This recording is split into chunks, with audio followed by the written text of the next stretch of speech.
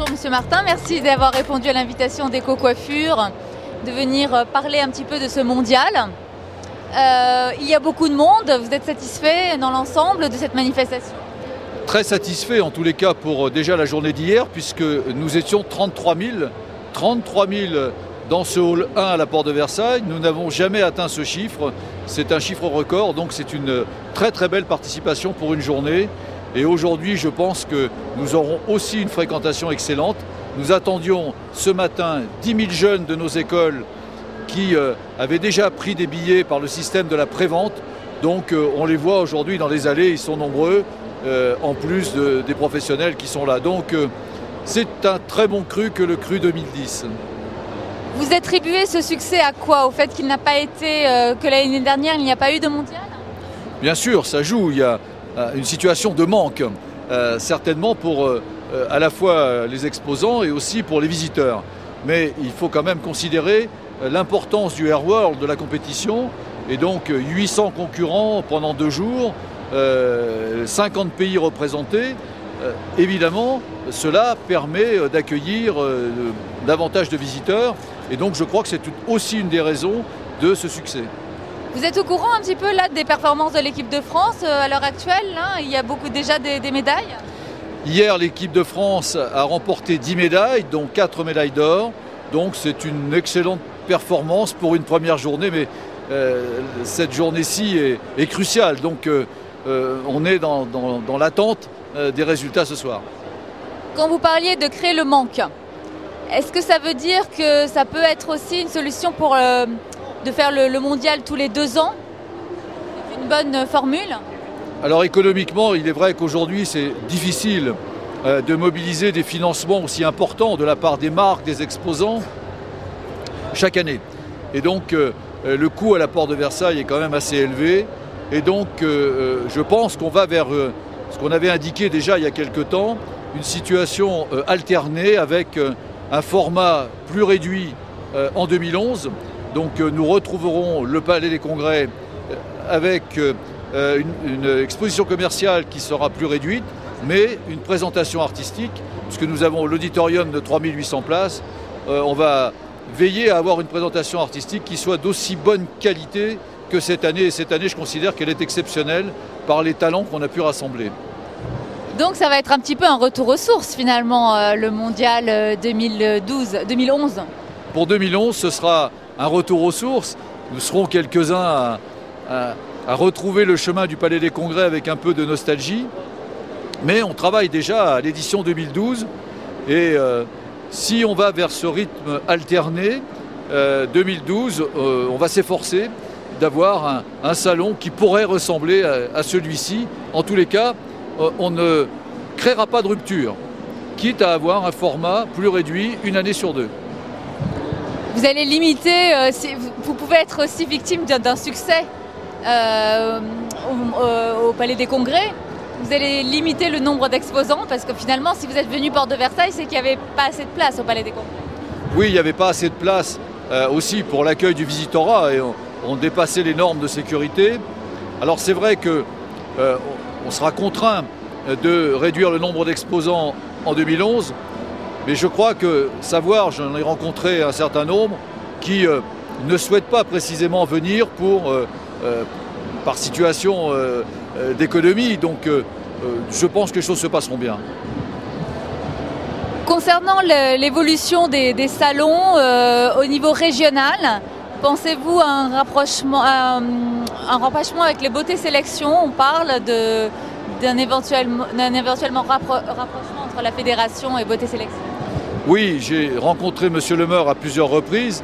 Je lui ai dit tout l'intérêt qui était le mien d'un rapprochement avec beauté sélection, d'un rapprochement et plus si affinité.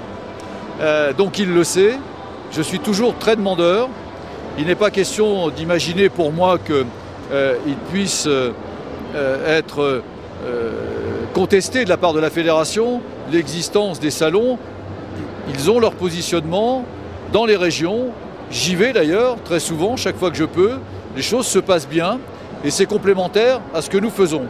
Donc nous sommes en discussion avec M. Le Meur. En tous les cas, à titre personnel d'abord et pour aussi représenter les intérêts de la fédération, je suis très intéressé par cette idée de rapprochement.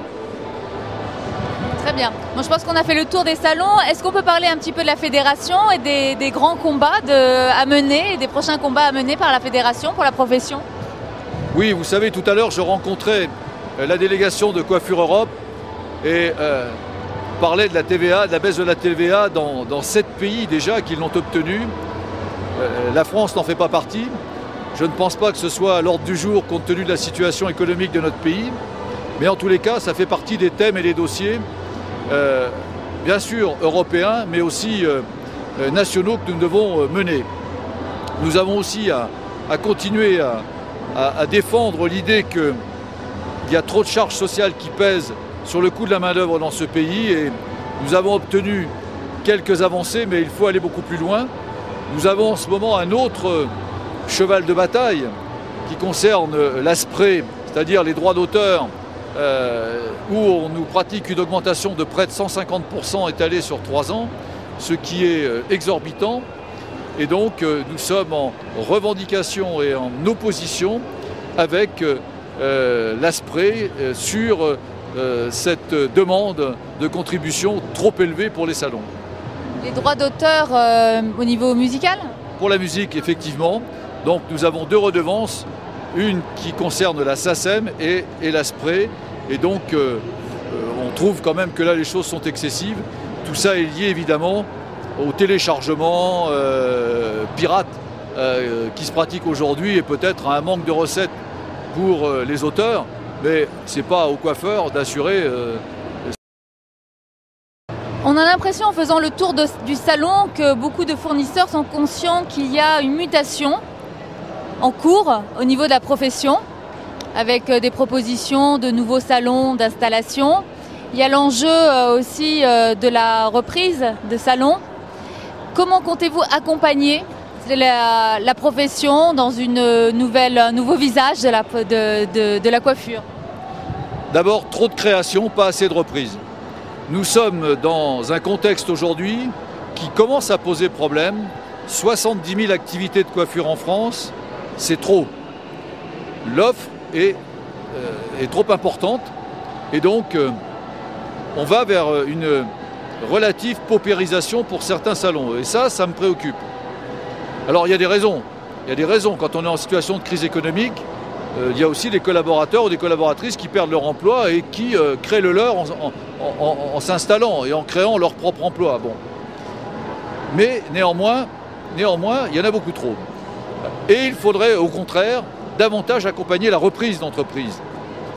Alors c'est ce que nous faisons à la Fédération avec un kit repreneur, avec une offre bien sûr de formation, en collaboration avec les chambres des métiers et d'autres partenaires, et aussi dans la recherche de financement, parce que ce qui pose problème dans la reprise, c'est l'investissement qui souvent est un peu plus important que la création. Mais on peut partir aussi dans de meilleures conditions avec une clientèle, un fichier, avec un salon qui est déjà positionné. Et donc, de mon point de vue, c'est sur la reprise qu'il faut porter l'effort, et c'est ce que nous faisons. Quelle est, selon la fédération, son analyse sur le nouveau visage, enfin le salon de demain? Il ressemblera à quoi?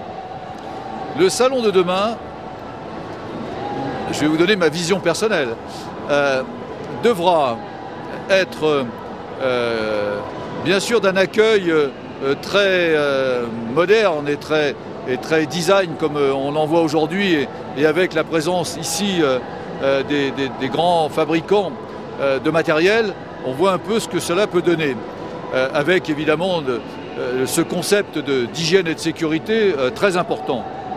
Mais pour autant, il faut aussi imaginer que de plus en plus nos clients, 1 million de clients et de clientes franchissent le seuil d'un salon de coiffure chaque jour.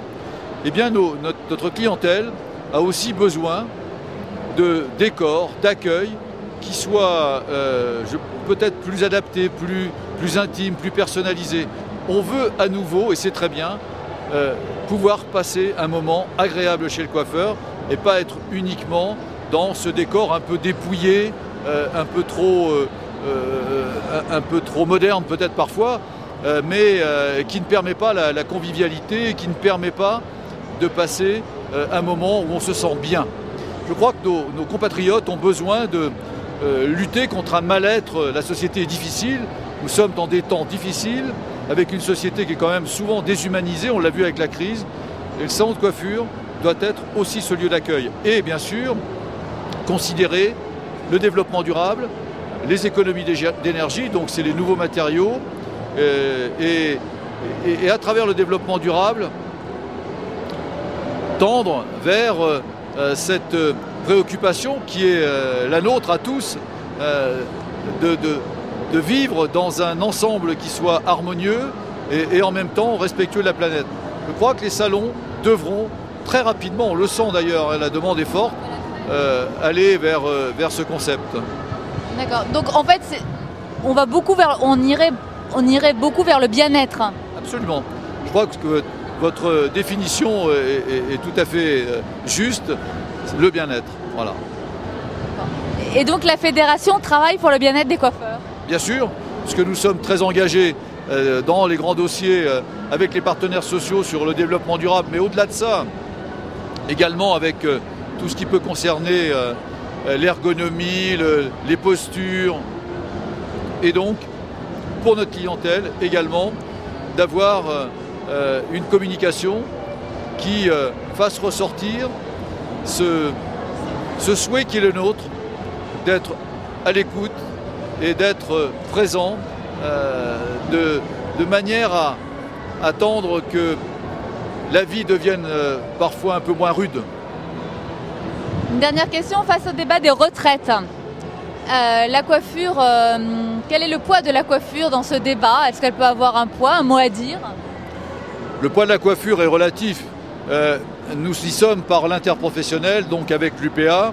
Nous avons dit déjà depuis très longtemps que les chiffres parlent d'eux-mêmes et qu'il est un peu ridicule, je le dis, le mot n'est pas trop fort dans mon esprit, de nier l'évidence.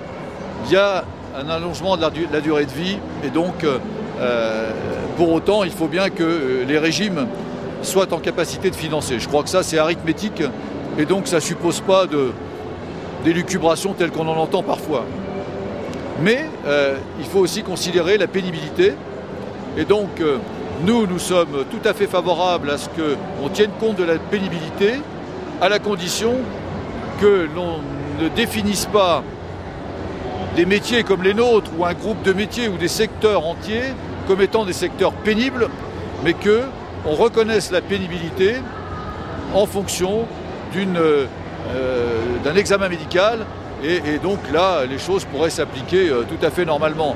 Mais la coiffure est un métier certes qui peut être pénible, mais on ne peut pas pour autant dire que l'ensemble de la profession est concerné par la pénibilité. Donc c'est plutôt du cas par cas? Absolument, au cas par cas. Merci beaucoup, Monsieur Martin.